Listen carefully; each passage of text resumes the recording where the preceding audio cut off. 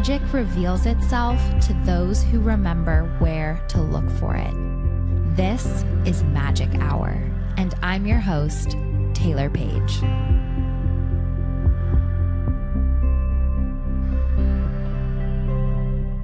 Hi, my loves. Taylor Page here. Are you someone who feels uncomfortable with the word witch? Has the demonization of magic and power and the divine feminine been internalized deeply? Are you afraid to connect with spirit and your birthright of connection, whether it's angelic or just the connection to the magic in the world around us?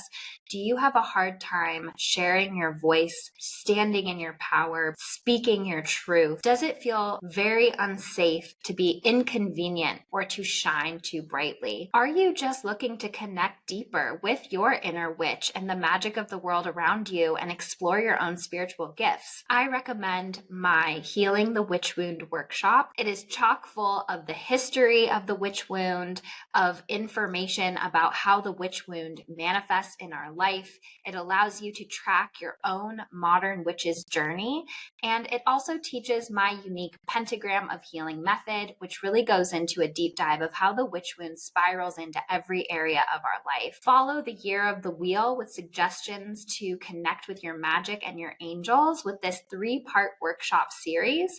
Code 333 gives you $33 off. You can find it at angelsandamethyst.com. It's pre-recorded. Go at your own pace, and you can feel free to email me a question about the subject matter if any come up while you're taking the course. It's 1 question per workshop class. Are you ready to heal the witch wound and claim your most magical life? Hi, my loves. Taylor Page here. And this is Claire, your producer. Thank you so much for joining us. So excited for our second ever listener question / stories episode. Before we get into that, I just wanted to talk about something that I've noticed in the space, which is now that our YouTube is starting to grow a little bit, we're getting some comments from people who just start leaving Bible verses, especially on the mediumship episodes.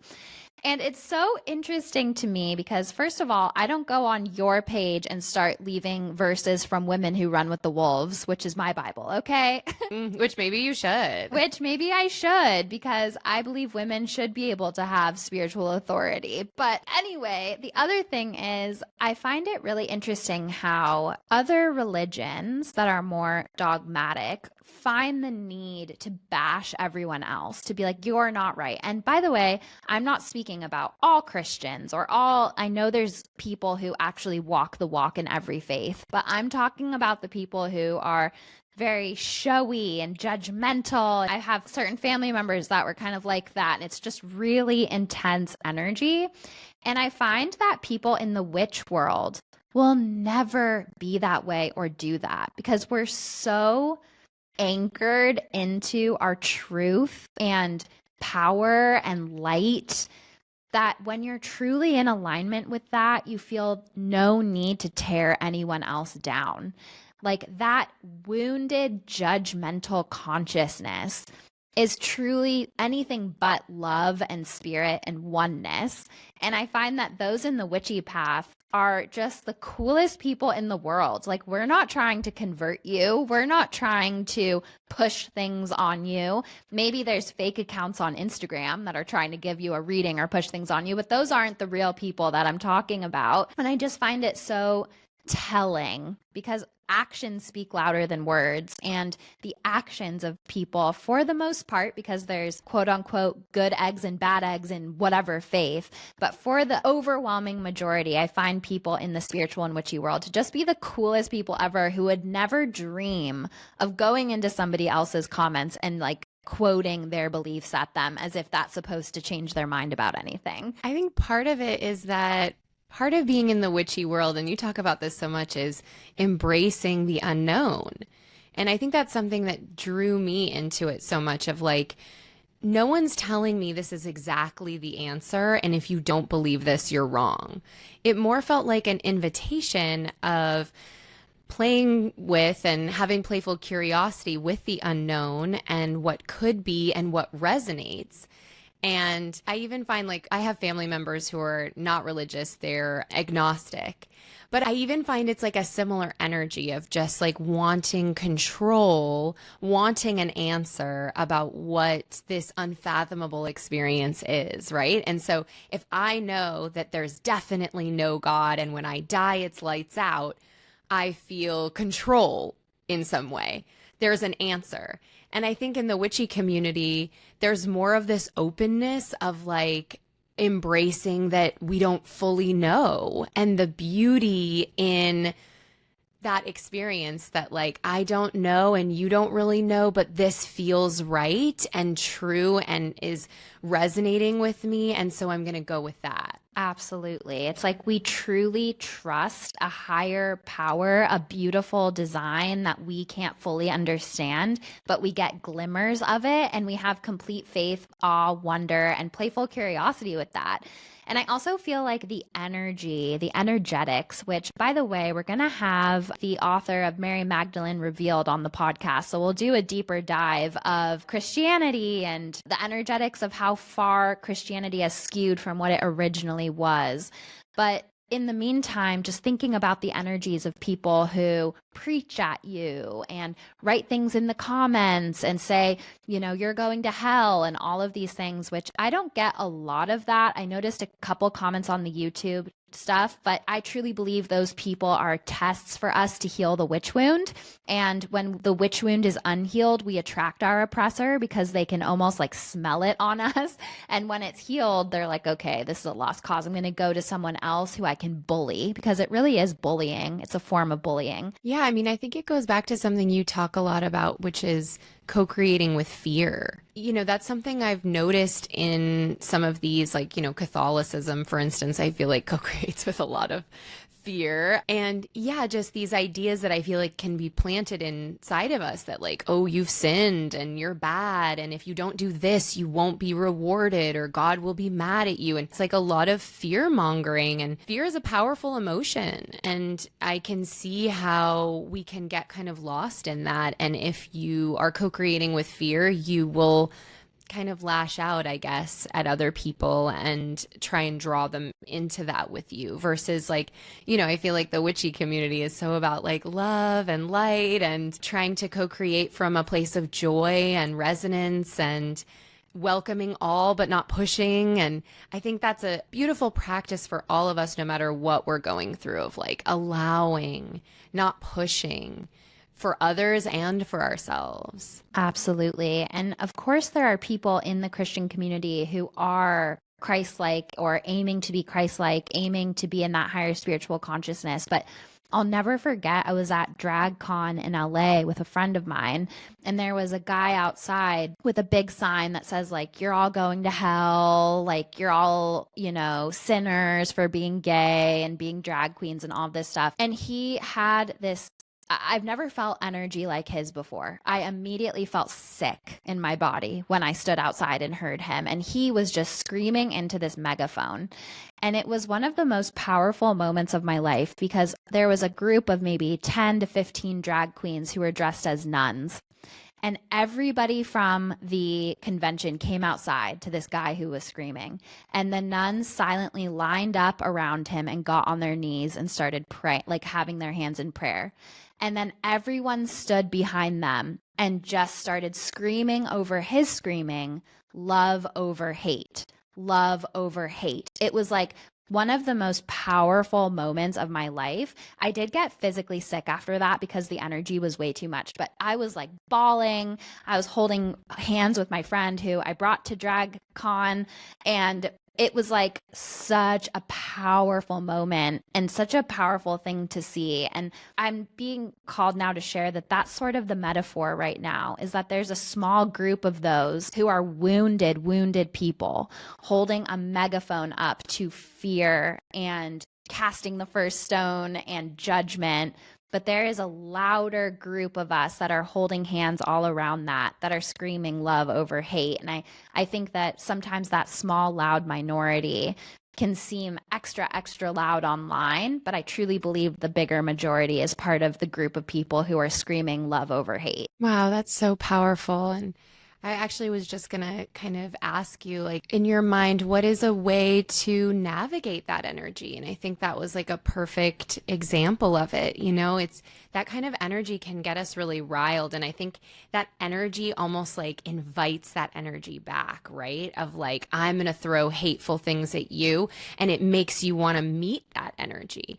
And I think the most powerful thing we can do online or in person is give love back to that person. Or if you don't want to engage with that person, which is totally fair, give love to yourself in that moment. You know, give the love to you that you didn't feel that person was giving to you, or that they were trying to sort of like take from you with that hateful energy. Because there's no pathway to love when we come from that anger and hate. There just isn't. And if that anger and hate is getting a reaction out of you, that shows that there's a deeper layer of healing to do around this and release around this, because I'm genuinely at a point where when it's directed at me, not when it's directed towards the drag queens or other people, when it's directed at me, I genuinely laugh. It's just so interesting as humanity's consciousness is evolving. And I think organized religion has a place, but I think that each generation coming in is evolving more and more and more and more into the ways that the old vestiges of how it used to be are starting to die away a bit. Yeah, and I think there's a beautiful energy within organized religion, and usually it starts from kind of the same ideas that we talk about in the witchy world. And I think sometimes where it can go astray, from my humble opinion, is when our own free thinking and free will no longer seem to factor in. Where it's like, I'm going to tell you how it is and you believe me. Versus I feel like what happens in the spiritualist community and the witchy community is like an offering of, you know, Taylor will offer, well, this is my experience, or this is how I can connect. And it's an invitation for you to explore that yourself and find your own resonance with it. It's not a rigid set of rules that if you don't follow, you're wrong. And I think that's kind of a good signpost of where we can go astray. It's like your free will and your thinking, feeling parts of yourself must also be a part of it. Yeah. Nature is our true temple, and we all have connection to spirit. And the parts that take away our free will, which are the parts of consciousness of those organized religions that are sort of not resonating with people and crumbling now, are the parts that were specifically designed to control groups of people and make us feel powerless. And literally most people couldn't even read the sacred texts and just had to go off of the interpretations of the leaders of the whatever religion it was. And so we're coming into a new age. And I think the age of Aquarius is so much about enlightenment, power, authenticity. And just like on the micro, when we heal the shadows, they fight back. So right now, it's like we're in a time in history where it's the parts of the religion that aren't resonating are trying to fight back and get louder so that they don't die off.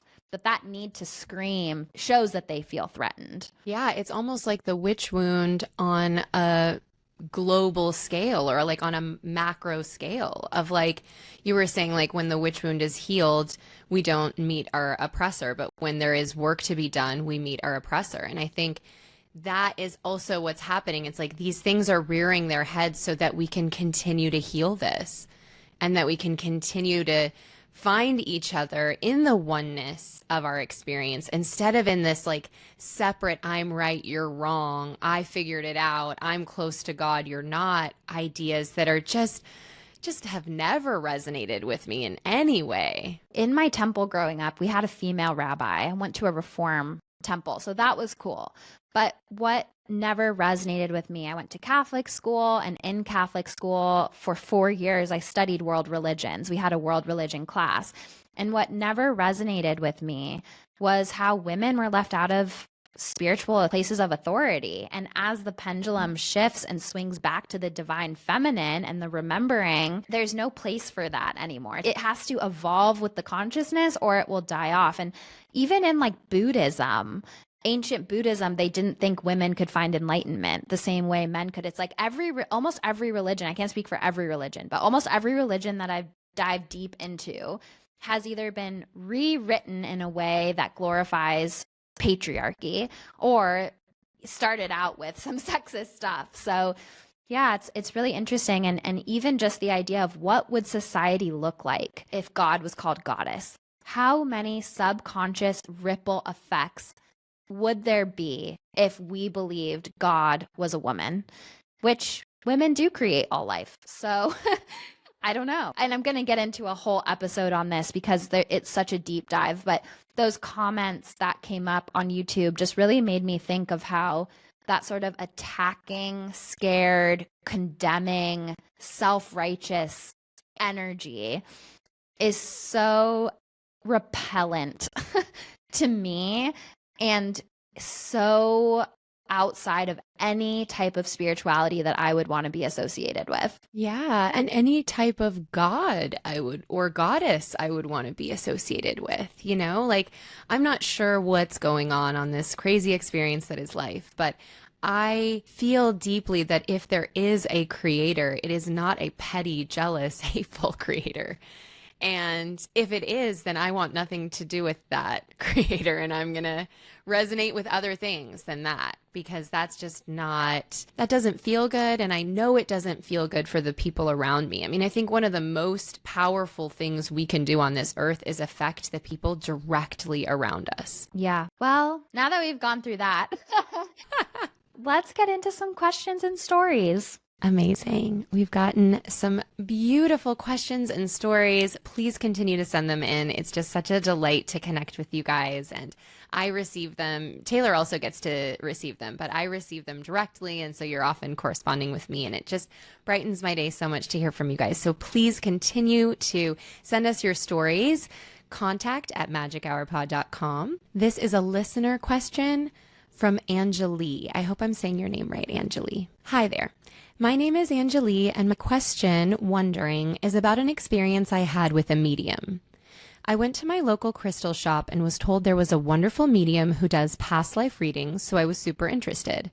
When I got there, the medium herself was nice enough, but she told/warned me right when we sat down that sometimes she sees the darkness or hears the things we need to know. This was not a past life reading, though. She started to tell me I was all alone, in the dark with no team behind me. She told me I was rigid and controlling and that I had a lot to say sorry for and I have to call up everyone I've ever wronged and apologize to them face to face. She told me my grandmother who passed away recently was nowhere near me and that no one came to see me and I was alone. She also went on to judge my relationship with my current partner, asking me if I was sure he was the one I wanted to be with. When I was in there, I started to feel horrible. I was so emotional and was crying for the whole rest of the day because I felt so crappy and down on myself. So I guess my question is, was this more of a psychic attack or was she actually doing a reading on me? It took me a while to shake this from me and my energetic field. Thank you so much for reading, and I hope I can get some clarity on this past situation. With love, Angelie. My goodness, Angelie. I am so sorry that that was your experience. And there is so much to unpack here. And I'm sure that you're not alone in this experience. I'm sure that this is a common occurrence. And that's the difficult thing about dabbling in this work and sort of going to a shop, going to just see a random reader. Like, it's really hard when you're not working with someone with either a lot of really great reviews or word of mouth you heard about them. So the first thing that I want to say is that mediumship equals evidence that you can validate. And it seems to me like this reader didn't give you one piece of evidence that you resonated with. And that says to me that she was not connecting to truth, to your team. Every single person has a team around them. And for her to say that you're all alone and no one is guiding you, I have to laugh sarcastically because it's just not true. I have never in my 8 years as a professional reader, and I've read for a whole lot of people, tuned into anyone and didn't get a connection. So just know that that is not the truth. So that's the first thing that I want to say is that when you go to a reader who you know nothing about, you need to let them show you that they are connected. That is the point of evidence, is for you to be shown, okay, now I can trust the messages that they're going to give because I'm resonating with XYZ that they just said and that they couldn't have known. So that's the first thing. The second thing is that it is so important to never give our power away to another human being, period, but especially a reader, because you're telling me from this story that your heart constricted in this. Your body and your guides were speaking to you through your constricted feeling and how it wasn't resonating with you and how, in fact, it was triggering wounds in you. That tells you that this was not the reading for you and that it wasn't in resonance. So I've said this so many times on the pod, and in my Sitting with Spirit segment, I always say, if it doesn't resonate with you, it's not for you. That's okay. Let it go. Resonance is the most important tool in our spiritual toolbox. And so even if you're getting a reading and you can't understand the message right away, there will be a little something that you might just have this resonance with, and you'll say, okay, I'll sit with this. But if you're not resonating and there's no evidence and they're just piling on, I mean, to me, what I get is that this was all projection. What I get is that this reader was in a dark space and was just projecting everything onto you that actually was things that she needed to work on or things that she wasn't happy with. And so I wouldn't call it a psychic attack because I don't really resonate with that. And I don't really believe that quote unquote attacks or curses or things. I think the only way they have power over us is if we believe in them and our subconscious co-creates with that belief. But if somebody like quote unquote curses you from another country and you're just living your best life and you never know about it or are scared about it, probably nothing is going to happen to you. So I wouldn't let superstition come into this.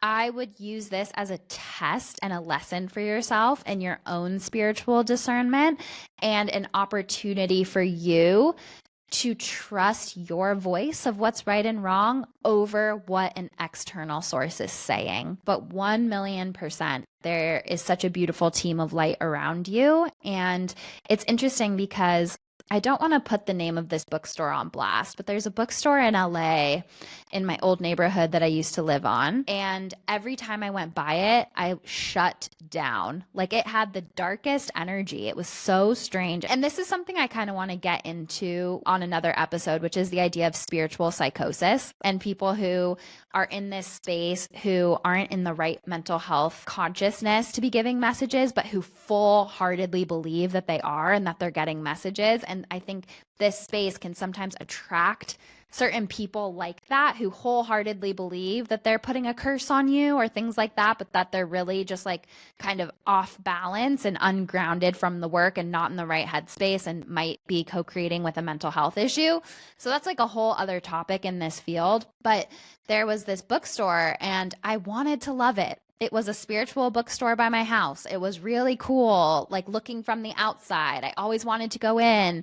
And then probably 3 or 4 separate times, I either drove by it or walked inside and immediately got a headache, immediately felt shut down, immediately felt heaviness on my heart. And just because people are in a shop does not mean that they're vetted or that they're the right reader for you. Maybe that lady is the right reader for someone else. Doesn't seem like it to me because she doesn't seem very ethical to say such negative things. And as a reader, any good reader will know protecting the subconscious health of the sitter is like one of the most important parts of the job. All of that is just to say, trust what your body is telling you. And your body was showing you that you have such a team of support around you. You were starting to close up and it was not wanting to receive the information and it wasn't landing in your heart as truth. So trust that, trust that. Yeah, I know what bookstore you're talking about because I got several readings at that bookstore. And the first 2 were with one lady that was pretty good. And actually, I had good experiences with her. And this was before you were really doing it. It was like how I sort of dipped my toe into it. And I really had no idea what it was. Like, I was like, she's going to tell me my future.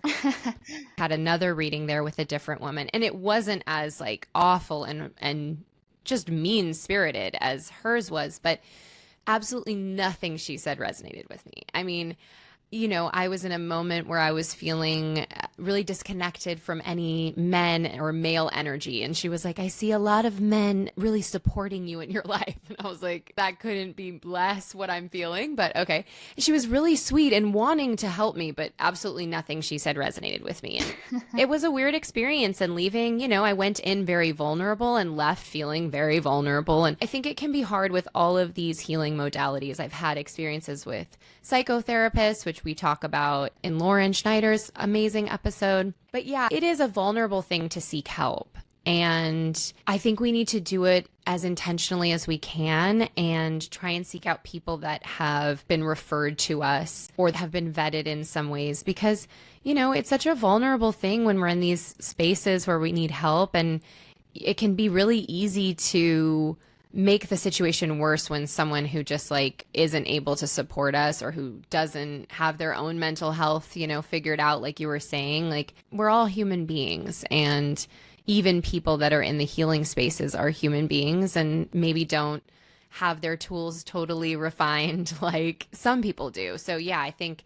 just being really specific about who we seek out to help us with and making sure they're people we can trust with our vulnerability. Absolutely. And what was coming through as you were speaking is that it's so important to have regular contact and sacred space with our angels and guides so that we can learn what a real message feels like, what their love feels like, what their support feels like, so that when we enter a quote unquote sacred space with someone else, it either has that same familiar feeling of resonance and heart opening and a sense of relief. And you should leave a reading that is aligned feeling lighter.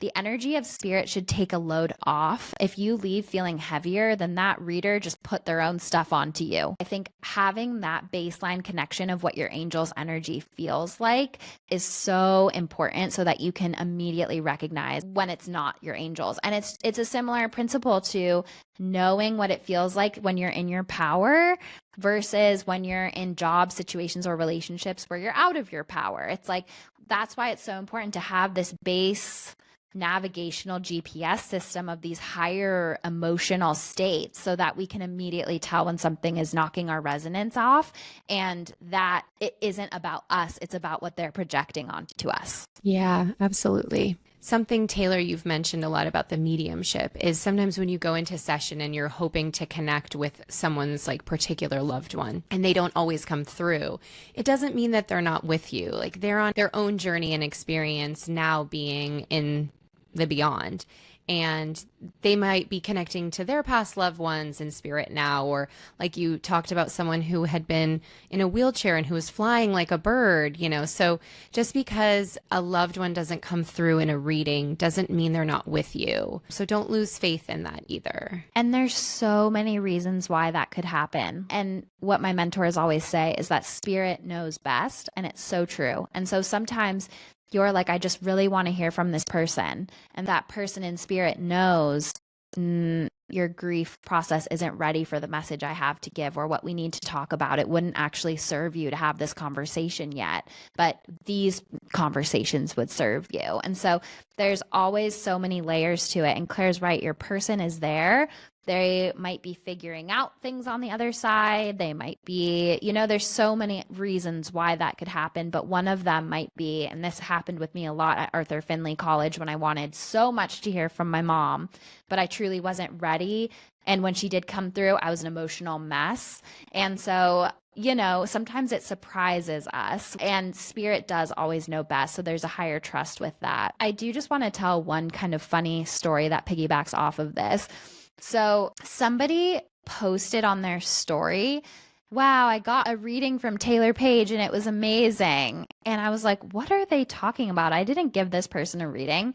And it was a fake account who took $500 from them, left them some sort of long email or DM saying you will have a boyfriend and you will get this job, and just started making this general predictive stuff, just basically saying everything they wanted to hear. It's all going to be good. You're going to be rich. You're going to have this. You're going to have that. You're going to have a big house. I see this. She was tagged the real me, and was like, thank you, angels and amethyst, for the most amazing reading. And I was like, Oh my gosh. First of all, this was not me. This was a scammer. Secondly, this is not my style at all. I am not like predictive. I believe we create the future in the here and now, and I'm here for high vibe guidance, clarity, and healing so that you can create the highest timeline here and now. And thirdly, like, what the heck is this? The scammers be scamming, and this is an industry where you need to have such clear discernment and to do your research. And most of the readers who have been doing this for a while are on a wait list. And if you're not on a wait list, you're either just starting out and your prices will reflect that, or you might be somebody who is scamming people and doesn't have good word of mouth. I'm not saying you have to have a wait list to be a good reader, but I am saying look for things like that can make you feel more secure in people's energy. Yeah, for sure. We have to do some homework for ourselves when we try to step into a healing space. And that's not to say like you did anything wrong, Angeli, of course. I mean, I think this was an experience also for you to tap even more into the knowing that like, even when someone presented you with all of these, like, you're alone and you're not supported, it's like you knew deeply that that wasn't true. So your resonance was in the rejection of that information. And I think that can also be a powerful tool. It's like, then we know something else by being like, well, this is a no, like, I disagree. And that is knowledge itself. That is connection too. Absolutely. And it's very synchronistic to me that we started off this episode talking about the shadow side of organized religion, because this is the shadow side of the witch world. This is the shadow side of the witch world that wants to prey on people in their darkest moments. And it happens with mediumship. People go on the like TikTok or Instagram lives where mediums are giving messages. People are in the comments desperate to hear from their person. Anything from my sister, anything from my mom. They make a fake account, go into that person's DM and say, hey, I have a message from your sister. I'm a medium. So like there's so much predatory energy. And that is, again, the shadow side of this industry. And so no religious group is perfect. And that's why it's so important to have your own connection with spirit and your heart and your power and your integrity. And I'm not victim shaming here. Sometimes we just get swindled. I mean, I've clicked on a phishing email before. We've all done things that we're like, oh gosh, now I have to install Norton antivirus on my phone. You know, I'm not victim shaming or blaming at all, but just use it as an opportunity for higher spiritual discernment. And just know that most legit readers will, one, not ask to read for you. Two, will not be available same day, most likely. And three, you will resonate with the clear evidence that they give you. Yes, absolutely. Well, thank you so much, Angeli. It was such a good question and such an important lesson for all of us. Such a good question. Should we move on to a story? Let's. This is from Juanita. Hi, Claire. I hope life finds you well in this big energy week. I am feeling that big energy. I just wanted to say another huge thank you to you and Taylor, as your podcast once again touched my heart in a big way. The Sitting with Spirit section of the ancestral healing episode was for sure my grandmother, Mama. At first, I thought maybe I was just wanting it to be true, so I sent it to my sister, brother, and mother. My sister is currently on an ancestral healing journey specific to our motherline. Their individual responses confirmed everything. I also had recently shared the podcast with my mom, who has been doing so much heart healing and missing her parents a lot in this process, and she absolutely loves it as much as I do.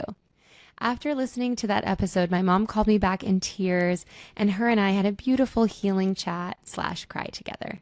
Bless your hearts for giving this gift to my mom when she needed it the most. All the love from our family to you. Kind regards, Juanita. Oh, Juanita, thank you so much for this. I just have like the biggest smile right now. That's so sweet. And I love how you were like, okay, I want this to be true, so I'm going to verify. And then your individual family members were like, this is her. Like, I think that's so beautiful. And by the way, she's referencing episode 118 with Tori Feldman of Sacred Ancestry, which is such a beautiful episode if you haven't already listened. Yes, I love that you guys are on this ancestral healing journey. And I was just so inspired by Tori and everything that she does and talks about. It's so exciting to think about connecting to our line in that way. And yeah, it's just, it means so much to us knowing that you got so much from that. And also, you know, when Taylor does Sitting with Spirit, she's talking to a lot of you, and it's wonderful to then hear from you when you know it's like, no, that was my grandmother, that was my person, and it's just so validating. So thank you so much for sharing, and we're sending so much love to your whole family. Yes, thank you so much. And thank you for sharing the podcast. And it's so true. I love sometimes people send me photos of their past loved one. They're like, that's my dad, or that's my uncle, or that's my grandma. And it's just so beautiful to receive. This question is from Emily. I have a question about shadow work, inner child healing. Sometimes I feel like I'm out of balance with this type of work, and it leads to phases where I'm just stewing in negativity, focusing on all these things I need to heal. I'm wondering if I'm perpetuating feelings of lack. Do you think this type of work should only be done with a therapist, or can progress be made on my own? Can I get the same results and manifestations from focusing on gratitude and positivity? Or how do I balance shadow work / healing with gratitude practices and staying positive? Thank you and love, Emily. Thank you so much for this question, Emily. This is such a good question, and it's something that I see a lot in my readings. And so the first thing I want to say is that there is not one size fit all path for everyone. So everybody's path to healing is going to be different, but your body is speaking to you. That the shadow work that you said is making you feel heavy, it's bogging you down, it's keeping you a little disconnected.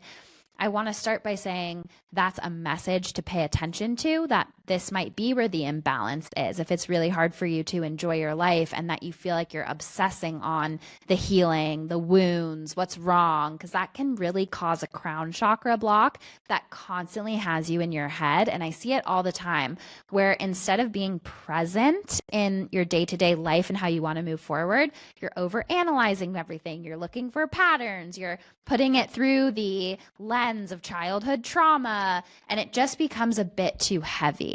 And so the first thing that I want to say after that is that I truly believe that we can evolve our consciousness through love. I truly believe that love can evolve our consciousness, and it doesn't all have to be so painful or heavy. I think shadow work is so important, but I also think being present, enjoying life, and being in the magic of the moment is the point of life. So what I want to say about this is something that comes through in my readings a lot, and it comes through around love life readings all the time, but it can really be applied to everything, which is when we do so much healing work on ourselves, when we are always looking at the patterns, when we're always looking at the wounds, when we're always trying to go to a deeper layer of shadow work, we get to a point where we're not having fun anymore, where life does not feel fun. Everything feels like work. Everything feels heavy. You start to second guess and question your own instincts of what you really want. You're like, do I really want this? Or is this my wound? Or is this? And it takes you into that crown chakra block place. And so the message for the people that are listening here, Emily included, but wherever this is coming up in your life, is when life starts to feel heavy, like you're questioning your instincts, where you're not having fun, that means it's time for a energetic reset, and that the shadow work and the healing has gone to a place that is out of balance with the joy and the growth.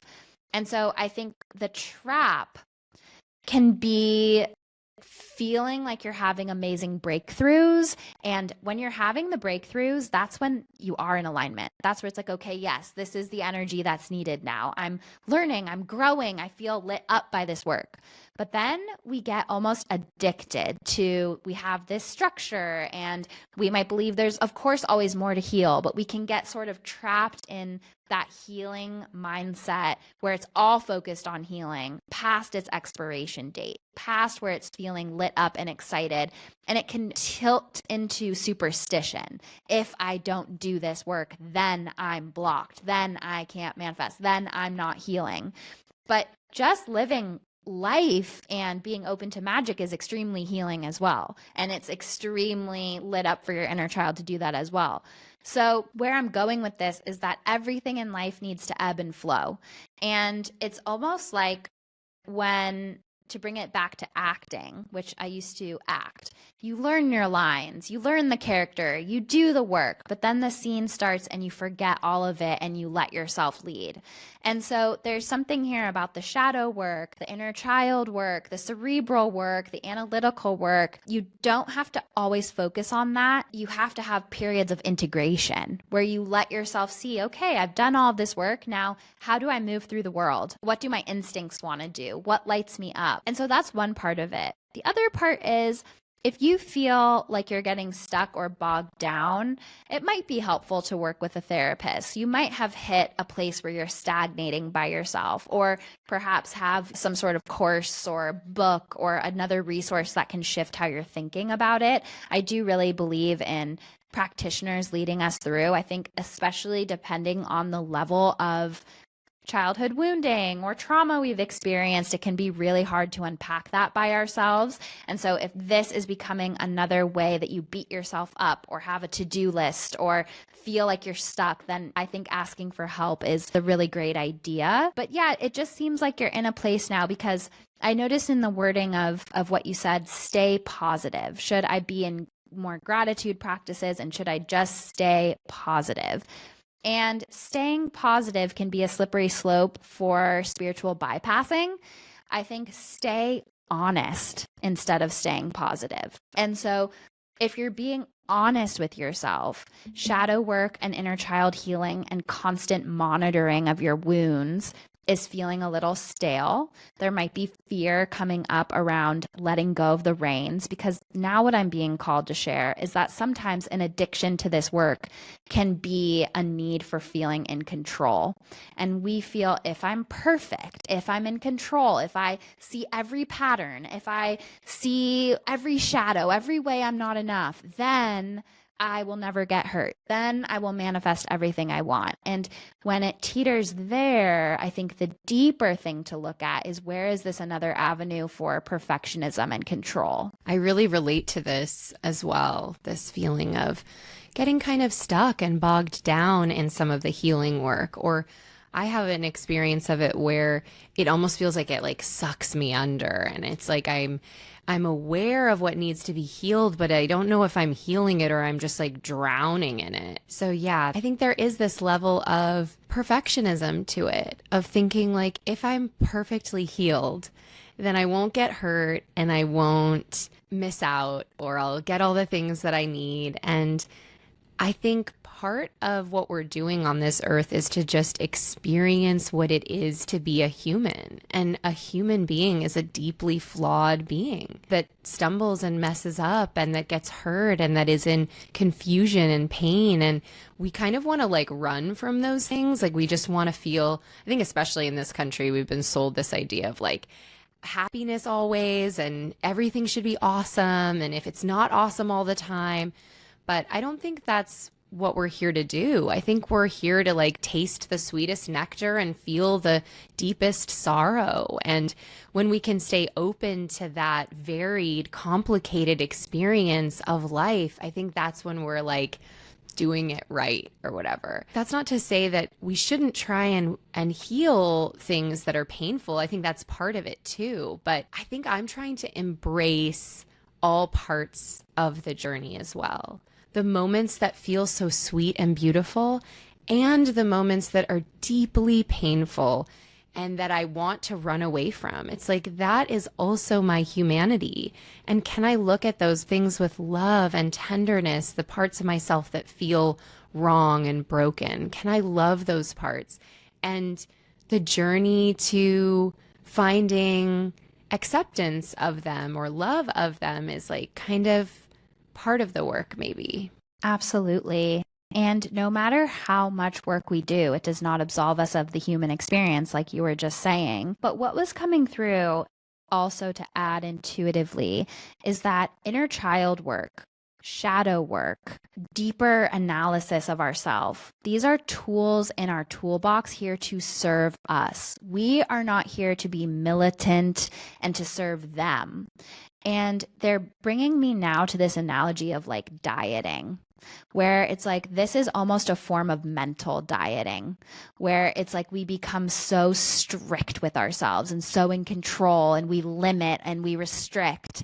And some of that can be good when we want to be healthy and have a balanced diet and we want to be cognizant of what we're eating, but it can be taken to the extreme. Any tool of healing can be taken to the extreme. And so when we start to feel like we have to serve this tool, or it's becoming superstitious, or it's becoming dogmatic, that tool isn't helpful for us anymore. It's becoming a vehicle for perfectionism and control. Yeah, absolutely. I mean, the shadow work is beautiful. And I think when we realize that something is needing to be looked at, it's so great to be able to like shine our awareness light on it. And then when it feels like it's starting to dictate the story, I think that's when we can just have like a lighter touch with it all. That's something I always try to remind myself of, like, how can I have a lighter touch with everything about being alive and not take it all so seriously and make it all so heavy. You know, we are here to play, or I don't even know what we're here to do. We're on this wild, crazy experience, and how can we be in that playful curiosity with it a little bit more? Absolutely. And I think in my own personal experience, there are times where therapy really serves me. And I'm like, yes, I'm having breakthroughs every week. This is feeling so good. I'm feeling lighter after my sessions. And then I get to a point where it's like, okay, we're talking about the same things. I'm leaving feeling a little bit annoyed because I'm dredging up things to talk about that aren't as pressing or urgent as they were when we started.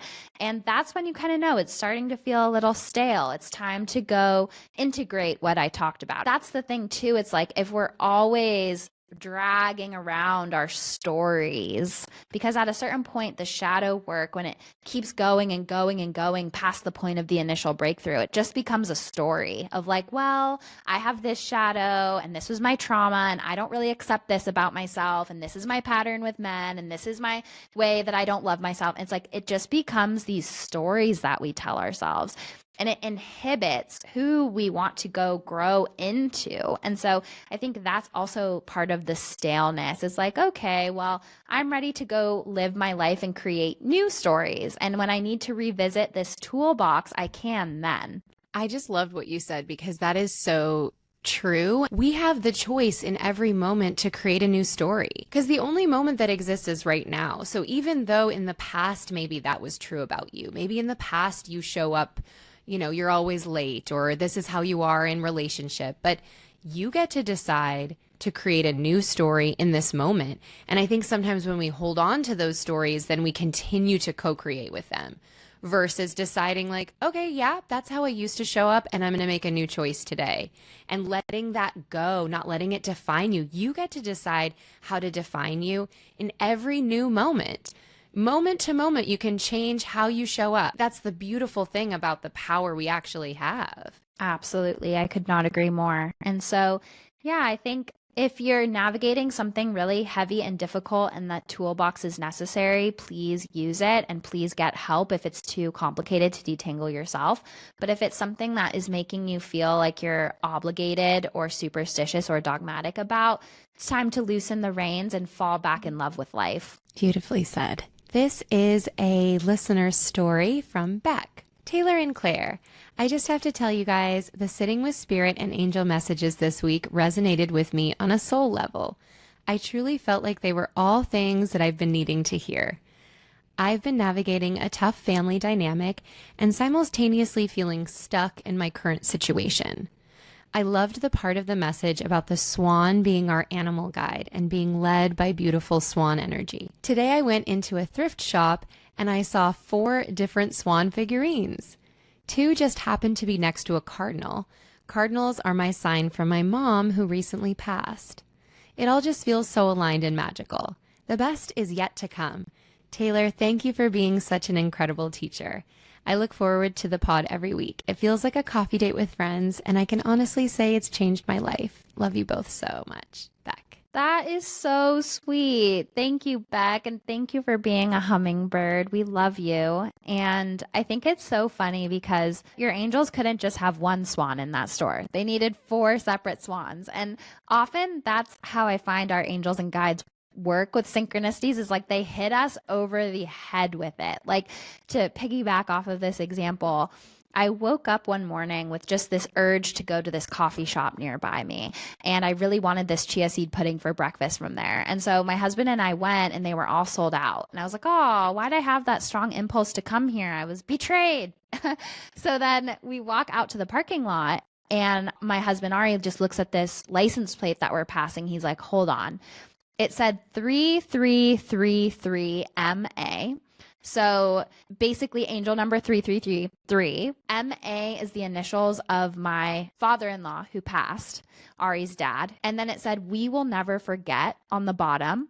And then the tag was from, or the registration was April, and that's when his birthday is. So literally every single thing on the license plate. And that's what I mean. It couldn't just be 333 and his initials. It had to say, we will never forget April. It's like everything was so just on the nose. I'm like, well, now I know why they freaking got me over here this morning. We had to see this sign for you. And so I love how on the nose they can be with the signs. That's so beautiful.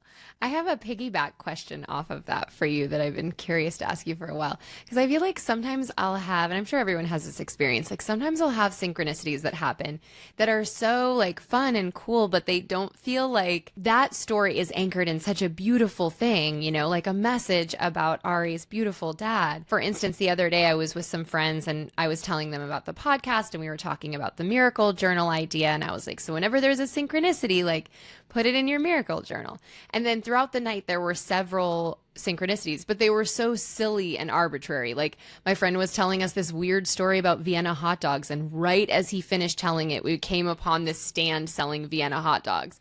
And so it's like, what a crazy synchronicity, but I don't know that there was like a deep, powerful message for that. And so I'm just curious what your thoughts are about that. Yes. So I find that when you speak something and then it appears and there's just all these different synchronicities, that it basically means that you're in flow with your angels and guides, and that your consciousness is on the wavelength that it needs to be on, because it's picking up things that then your angels are piggybacking off and like creating synchronicities with. And so it's almost like them playing with you and having fun with you. And it shows a time where your consciousness is really awake and that you're getting the downloads and the little glimmers that you need to be getting. And the interior consciousness is being mirrored externally through synchronicity. And so it basically just says to me that you're in flow. I love that. And I feel like, you know, I'm a very silly, humorous person. So of course my angels and guides would show me synchronicities that are like fun and silly, as well as like deep and powerful, as a way to show me that like, yeah, I'm in flow and I'm connecting. I find that with angel messages, whether it's heavy or not, I just have to laugh when I get them, because they're so just like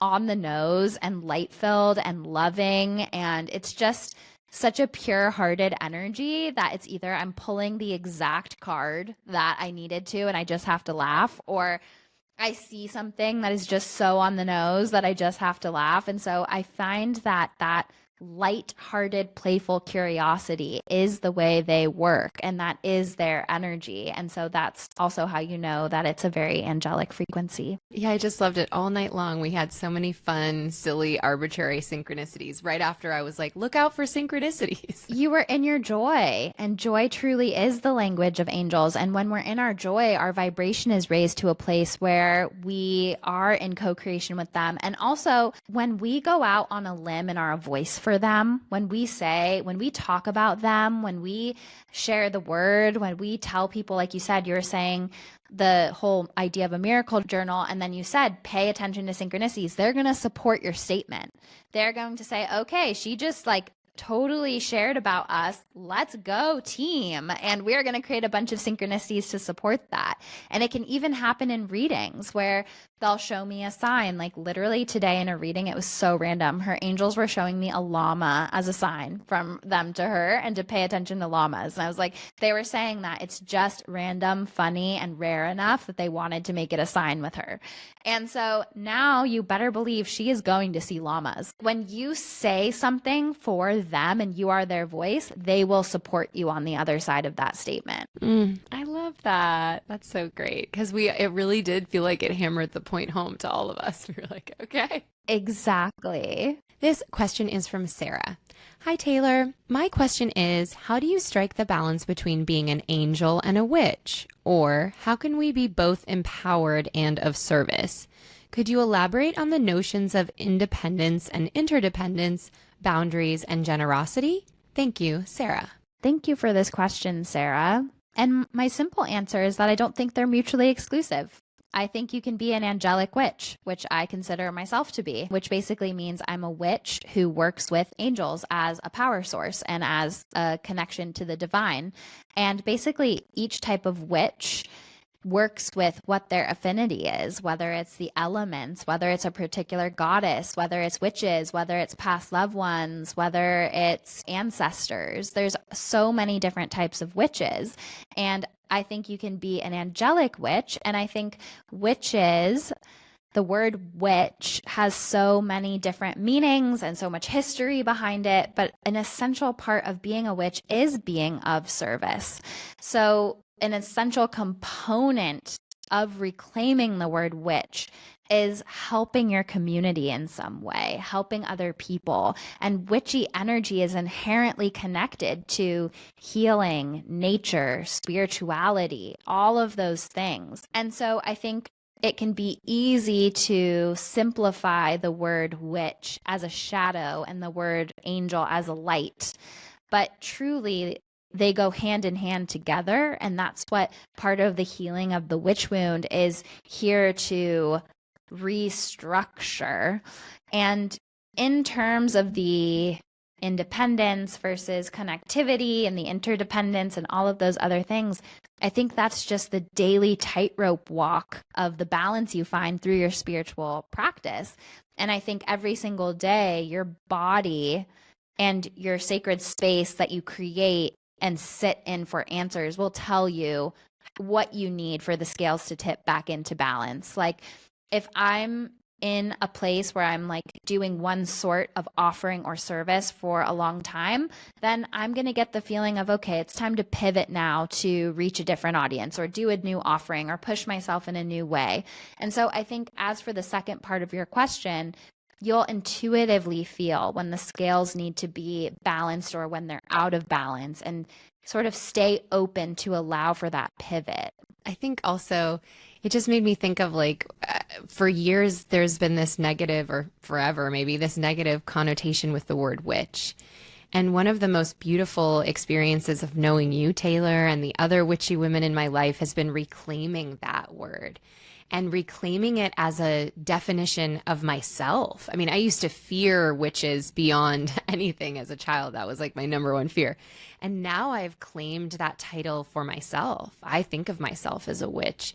And I actually, you were talking about different types of witches. I think of myself as a water witch because I feel really connected to water and at home when I'm by the ocean. And I think it has been such a beautiful journey for me to tap into my magic. And so I would invite you, Sarah, to like look at words that you maybe have a negative connotation about in this space and reclaim them for yourself. Like Taylor said, being an angel and a witch go hand in hand. And I think being of service, being independent and dependent also go hand in hand, right? And so it's like this beautiful like tapestry of both. But yeah, reclaiming the idea of being a witch has been one of the most empowering, beautiful journeys of my life. I love that so much. And I don't identify with any organized religion, even within the witch world, but there's a lot of synchronicities between the like Wiccan creed and what angels tell me how they work. And so one of the main rules of witchcraft is harm none. That's like one of the main rules of Wicca. And that's one of the main rules of angelic energy, is that they honor your free will and they don't want to do any harm. And they are so gentle and loving that they want to answer the question that you ask. And they also want to be invited in to work with you. And so witchcraft is all about service, healing, connection to nature and the elements, connection to a higher power, connection to wisdom, connection to service. And that's what angelic energy is about too. And if you start to work with your angels more and more, you'll realize that there's a lot of synchronicities between how real witches see themselves and their work. I think something you've talked about too is like the word angel is a description of something that cannot be described in this realm of consciousness. And so even taking all of those labels off of everything and tapping in more to the like vibration of them, the vibration of joy and service and connection, of the oneness of this experience of the earth. You know, you talk about when we connect to our guides, it's like this feeling of like joy and high vibration. And I think we can define it with whatever word we want, but it's more about like a visceral experience. Absolutely. And I think that's such a great point, that maybe focus a little less on the labels and focus more on your authentic expression, your unique brand of magic, the ways that you feel connected to spirit and nature and healing and service. And then come up with your own authentic code for that expression. It doesn't have to be an angel or a witch. It could be something completely different. And I think letting yourself play and explore and not get too attached to the labels, but letting your heart lead is also really good to get you out of your head. Yeah, I love that. I'm going to try that as well. Like taking off a lot of the labels.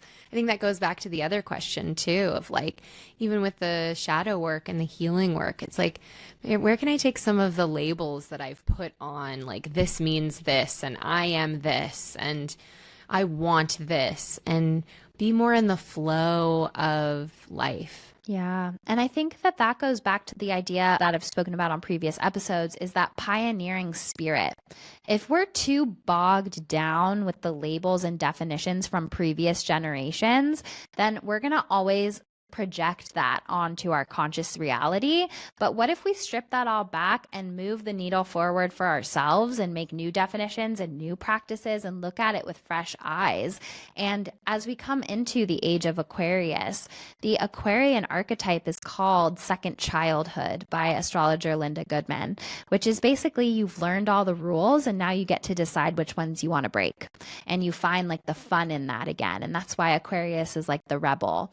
And so let's think about that in the spiritual world. We've learned all the rules. We know all the definitions. We know the things that people say over and over again. We know the consensus. But what about the things that we want to break from that or let go from that or try a new way? And Aquarius is also authenticity and innovation and invention. And I feel like that's what's inspiring me right now, is not saying, hey, this is our, I mean, it's funny because this is all going back to like organized religion, but even like astrology and witchy stuff, like it can fall into this dogmatic thinking of it has to be done this way. And this is the definition. And this is the way that it, you know, there can be fearful consciousness from a place of control in this area too. And so I think that's where letting go of the labels and leaning into your authentic way of doing things will pioneer the method that works for you. Because all of our angels, ancestors, and guides that we work with are perfectly attuned to our higher self, perfectly attuned to how we show up when we're at our highest, not how a guru shows up, not how another person shows up, how you show up. So if you're hearing, well, for inspiration, you need to work with fire, but you actually have a severe phobia of lighting your house on fire, that's not going to be the element that you work with. So that's just an example, but I think peeling back everything and coming back to your own instincts is also really beautiful. Yeah, that's kind of what we were saying about even with the organized religion. It's like, where has that kind of taken away that self-connection? Like I really try and take that into my own divining practice of not being too rigid about like, it has to look like this and I have to light this candle and I have to use this crystal and, you know, but more just like tapping into the realness of this moment and what feels right in each moment as I try to connect deeper.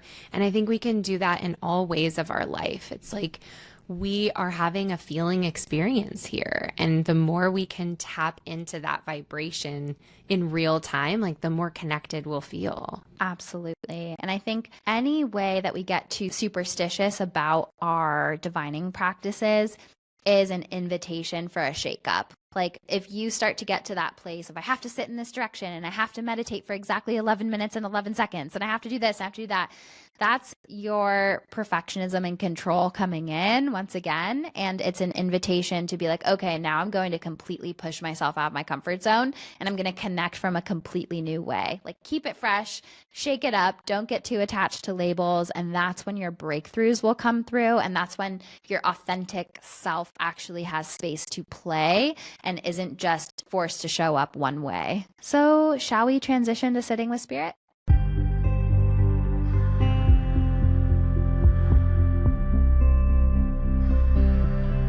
Hello, my loves. Welcome back to Sitting with Spirit. This is the part of the podcast where I literally sit with spirit and give the messages from our angels, our ancestors, and our guides that want to come through this week. As I say every week, pay attention to the messages that resonate with you and feel like they're for you. Resonance is a very important tool in our spiritual toolbox. And if they don't resonate, that's totally fine. A lot of people listen to this podcast and it simply means that wasn't a message for you, but maybe you can pass it on to somebody that you think it might resonate with. And you are eyes and ears for spirit. So if you hear a message and you want to be a bridge to somebody that you think might benefit from it, please go ahead and share the message with them. So the first thing that I wanted to share was actually just kind of a cool download that I got last night, which is there's a reason and a connection with why in astrology the water element signs are associated with spiritual and intuitive connection. And I do believe that every single element has its own pathway to intuitive connection, but the water signs and the houses that are traditionally ruled by the water signs are what is usually and generally associated with psychic activity: Pisces, Scorpio, Cancer. The message that I got as I was feeling into that last night was that the reason is that emotions are the water element, feeling, emotion, and that goes hand in hand with spiritual connection. And so when we don't feel our feelings, when we run from our feelings, when we bottle them up, when we hold them down or run away from them, that causes a heart chakra block where basically our consciousness shoots up into our crown. We try to think our way through life. We try to strategize and rationalize and plan our way through life. But when we do that, it's very hard to access our intuition, because where our heart space needs to be is full of unprocessed emotions. And so the need to drop into your heart to work through stagnant old emotional things that we never gave ourselves time to process is so important. And to me, that's why the water element is associated with psychic activity, because if we don't allow the currents of our emotional bodies to flow, they will become stagnant. And when that happens, that buildup of stagnancy on our heart space makes it really hard for our heart to be open to receive the messages that want to come through. And the heart chakra is such an important center energy point for intuitive connection. That is where I feel all of your past loved ones is in my heart. And so it's very important to feel your feelings, to let the emotions flow, to flow with the intuitive information, to go with the flow of life. All of those watery associations really make sense to me and why they're hand in hand with intuitive connection. I found that to be really beautiful and synchronistic, and was considering that on my own last night and just wanted to share. So a message that my mentors have said to me before that I really resonate with and feel called to share now is that spirit knows best. And there are bigger things at play than our rational mind can understand. And just using myself as an example, if I go into a reading and my ego is involved and I'm like, I need to get this caliber of evidence and I need to get this information and I need to help them in this way, that is my mind and my ego trying to control. And it might be from a well-meaning place of wanting to make sure the sitter has a good experience. But really all we have to do is get out of the way and flow with what is coming through, because spirit truly knows what needs to be shared, and it takes such a load off when you just surrender to that. And so that's true in how we live our lives as well. Like everything that I thought I was going to be in this life, everything I picked for myself did not pan out the way that I thought it was going to, but something so much better filled its place when I just said yes and followed the flow and the current of energy. And so there's an invitation this week to just trust that spirit knows best, to move forward with power, love, joy, and faith, and not to be too attached to outcomes or final destinations, but to just live your life and enjoy the journey to the best of your ability and trust that everything else will fall into place in a bigger picture way. So I saw a really interesting image as I was starting to tune into our angels and guides. And this was a snake crawling up a tower. And when I saw that image, I was flooded with so much joy and magic and excitement. And I got the feeling of our angels cheering us on. And snake has multiple layers of meaning. One is it's this transformative animal guide. We're shedding outdated skins. We're in a process of death and rebirth. We're transforming. And this ascent up the tower, which is very interesting because the tower is also so symbolic of like everything falling apart, the tower card. But this time it's like we're climbing the tower. We are a transformed version and an empowered version of self. And this new skin that we're allowing ourselves to reveal by peeling back outdated layers is ascending. It is up leveling. It is climbing up the tower. And so I just get so excited by this image. And so that's one layer of the message. The second layer is that snake is also associated with like goddess energy, divine feminine. I mean, there's a reason it was the snake in the Garden of Eden who was like, hey, Eve, I'll tell you everything.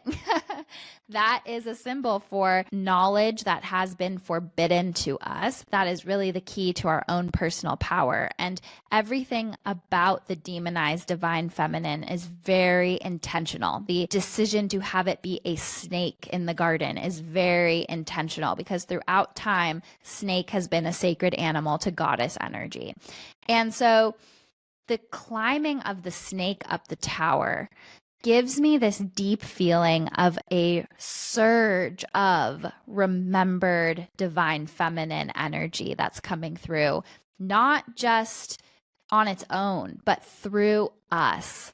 That as we are shedding these outdated layers of skin, as we're leaning into our magic, as we're leaning into trust, as we're leaning into our manifestations, that is how that snake consciousness, that deep knowledge and power is rising. It's rising. Its tides are rising through our consciousness, through our ascent, and through us becoming more empowered and refusing to give our power away. So there's sort of a twofold on the micro and the macro.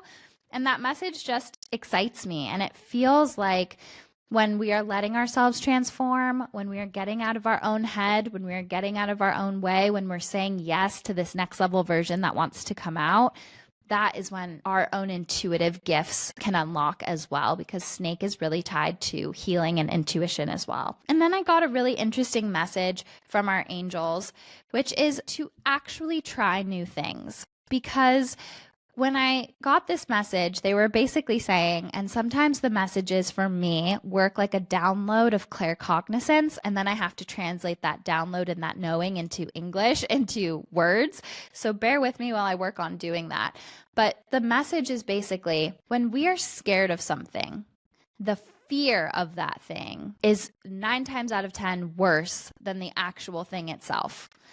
And it's a similar concept about when we have the impulse to try something, the way we imagine that thing to be is often, maybe even 9 times out of 10, not the truth of what the reality of that experience would be. So basically, don't let the skewed perceptions of what the mind is trying to debate over what your heart is asking for keep you from doing what you want to do. So say you want to try something new that you've always wanted to explore or take a class in or read a book about, but then your mind is like, oh, this will probably be lame and it will probably be like this, and this is what the other people will probably be like. That is not accurate. That's trying to keep you in a comfort zone. And the actual experience of that new thing is going to be energetically different than what your mind's perception of it is. So the message is just let yourself do the new things. Let yourself go in a new direction. Let yourself learn something new. It's time to just welcome in the new energy and stay open to it. I also saw major solar plexus chakra upgrades for the collective.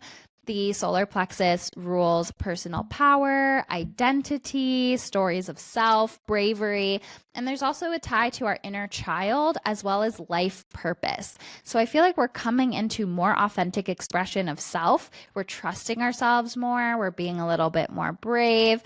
We're listening to the answers hidden in plain sight that our inner child has to tell us. So I really love what I'm feeling with the solar plexus chakra upgrades. And sometimes when I feel that collectively, it can feel physically like stomach aches or digestive issues. So if your body is drawing your attention to that energy center, just sit with it. It's like, am I trusting my gut? Am I listening to outdated stories of self? Am I living my life purpose? Am I in alignment with power? Am I confident in myself? Am I listening to my inner child? Those are some of the energetic things tied to the stomach. So I did have a male past loved one coming through, and he seemed like a bit of a talker to me because he was telling me a lot of different things. So I felt like there might have been some sort of crash or collision. I felt like I hit my head and all of a sudden I couldn't breathe anymore. And it felt kind of fast. It felt like a fast passing to me. And he was showing me boats and the water and liking to go out on the water and some attachment to a boat. And then I was seeing a fire extinguisher, and it gave me the feeling that there either would have been a significant fire that you could attribute with him or that he was a firefighter himself. But there was something there about a fire extinguisher. I also saw that he had brown hair that was kind of salt and pepper. So he seemed maybe like 50s, early 60s to me. And he wore a lot of jeans with like a thick brown leather belt is what I saw. And I saw that he had like a mustache or prominent facial hair that you would recognize from him. I also got the feeling that he's with his mom in spirit on the other side and that his mom had memory loss. And then I also heard the name like Charlie or Charles. And then I also heard the name Tim. And when I was tuning into him, I felt a throat chakra block. And when I feel that, it could be a two-part message. One is that I feel like he might not have maybe had the easiest time expressing deeper feelings. And two is that he might not have gotten to say goodbye the way that he wanted to because his passing was so sudden. But there's an acknowledgement here of, I wish I could have spoken my heart to you a little bit more, and I love you. That's the message for the person that can identify him. But the message for the collective is that there's a message here about staying present and that flowers take time to bloom, which is very interesting because it's very synchronistic with a message that came through in my mediumship circle today. And so there's something here about trusting the timing and staying present, not being in the future, not being in the past, doing your best with what is in your control here and now, here and now. The other thing that he's telling me is don't take life so seriously, to have more fun, to make it part of your yardstick of success. How much fun am I having in life? How much joy am I participating in and feeling? How much love am I sharing with others? How many good deeds can I do here and now? So there's just a really big emphasis on how sudden his passing was and how there's something here about just staying present, staying in the joy, staying in the magic, telling people how you really feel about them, like not treating life like a dress rehearsal, like really doing the things that you want to do and the things that you love to do. And that was his overall message today is don't hold back, stay present, create as much joy as possible here and now, not from a place of pressure or perfectionism, but from genuinely falling in love with life. The last thing that I want to say is that I was getting a message last night too about how the witch wound and these things of, oh, okay, I've been persecuted in so many lifetimes for this work, and I was a witch in a past life, and now I'm scared to do this or XYZ, that a lot of the witch wound can be a machination of the ego. And what my angel said to me last night is that it's actually an energetic outlier to be in a lifetime where you're not connected to intuition. That this slice of consciousness in the last how many hundreds of years of being disconnected from earth, disconnected from intuition, disconnected from source energy. That's such a small slice of our soul's consciousness that actually in many lifetimes being connected to spirit was synonymous with breathing. It was like a necessary part of just going through the day to day.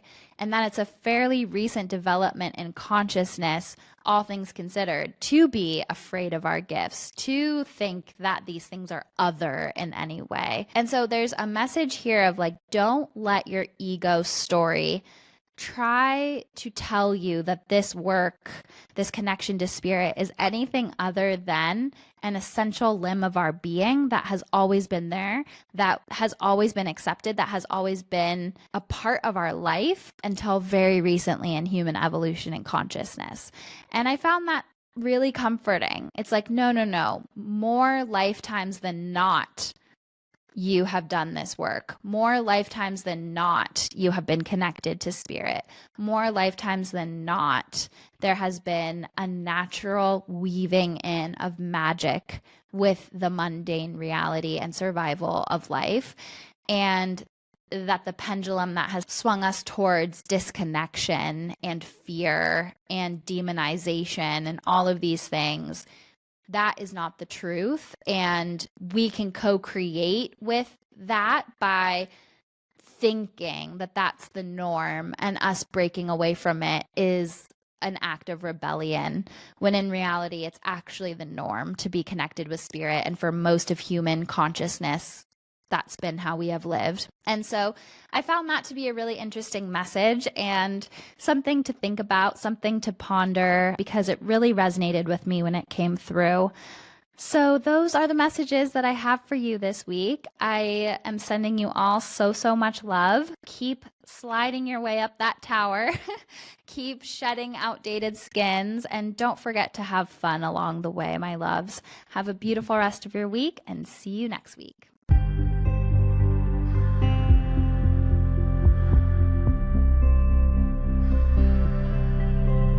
For more information on Taylor and her work, go to angelsandamethyst.com or connect with her on Instagram at angels_and_amethyst. She is the one verified account with this name and will never DM you for a reading. If you have any questions about intuition, spirituality, angels, or anything and everything magical, please email contact@magichourpod.com.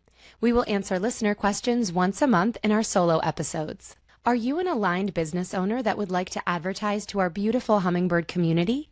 Please email contact@magichourpod.com. Make sure you're subscribing to Magic Hour so you never miss the magic. And don't forget to leave us 5 sparkling star reviews. They help more magical people find the pod. Please screenshot and email your 5-star reviews to contact@magichourpod.com, and we will send you a free downloadable angelic meditation and enter you to win an angel reading with Taylor Page. The next giveaway will happen when we hit 166 5-star reviews. Thank you for listening to Magic Hour with Taylor Page. Remember, you are magic.